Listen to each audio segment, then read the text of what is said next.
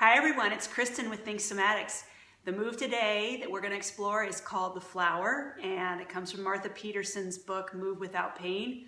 Martha is my teacher, and so I am sharing some information from her down to you guys. So once again, you'll need some flat space on your floor, and we'll get started.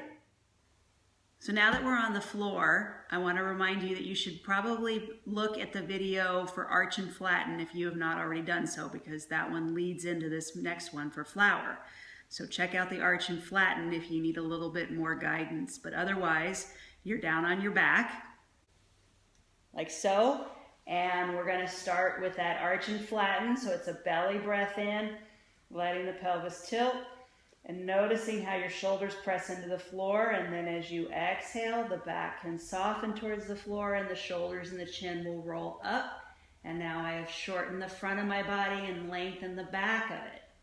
And then slowly melt and just relax all efforts. Now, before you start moving the arms for flower, I want you to think about that your shoulder doesn't start out here at the seam of your shirt, but it actually starts more at the center of you, at the inside edge of your clavicle and your scapula. That's your part of your shoulder joint, okay? So we are going to, I'll just explore this movement with the left arm so you can see it. So if my arm, if I roll my shoulder up towards the ceiling and start to roll the arm like a rolling pin, I roll the shoulder to roll the arm. And so I'm going to bring my arm a little closer to my body. As I roll it inward, the shoulder comes up, the chin goes up, just like in arch and flatten. And then as I let the shoulder relax, I open up through the chest and just let that melt back. And feel the opening of the chest, the relaxation of the belly. And then I can go the other way with that arm. I can roll the arm away from the body. I've rolled over my thumb. I've pulled my shoulder down into my back pocket. My back is arched. Okay, so we're adding the arms to the arch and flatten. So I'll do both arms and talk you through it. So it'll be a nice inhale as the arms roll away from the body, the pelvis tilts, and I feel my shoulders fall down, kind of tuck down towards the back pockets underneath me, and I feel my back contract, and then I slowly just let everything melt back to the floor. And with a breath in, just a normal one, I'll go the other way. Exhaling, bringing the shoulders upward and the backs of the hands to the sides of the hip. My chin has gone upwards, which helps me get my shoulders up and my low back down. Slowly let it melt. So you feel no effort whatsoever to just lie here. You've opened up the chest, we've moved the shoulders. Now we're going to add the knees. So as I take an inhale, I tilt the pelvis forward, the knees open, the belly rises, the arms have rolled out. Remember, I'm moving my arms from my shoulders, and then I slowly let those back muscles relax. Feet roll back to neutral, hands are maybe on their edges or palms up. And then just relax.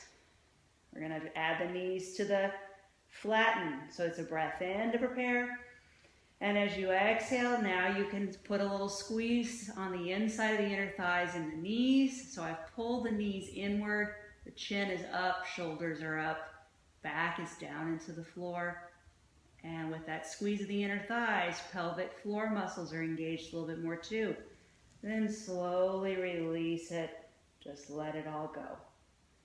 Okay, so one more time, and inhale, let the pelvis tilt forward. Chin drops. Feel the shoulder blades in the back pockets. Release that. Let it melt. Arms roll back to neutral. An inhale. Exhale. Contract inward. The flower closes up on the front of the body. Chest is contracted inward. And slowly let it go.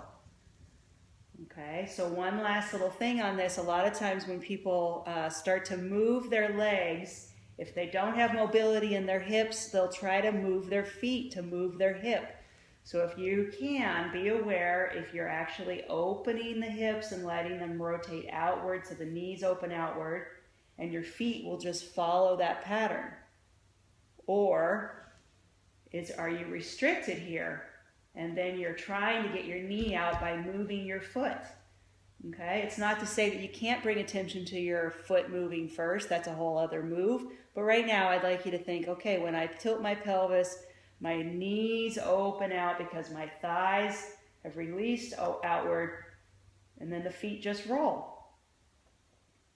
And then as I sink the back and let the back relax, the inner thighs draw the knees back up, which just rolls the shins, the knees and the feet all back to their original position. So that is flower. Enjoy, and I will see you on the next video.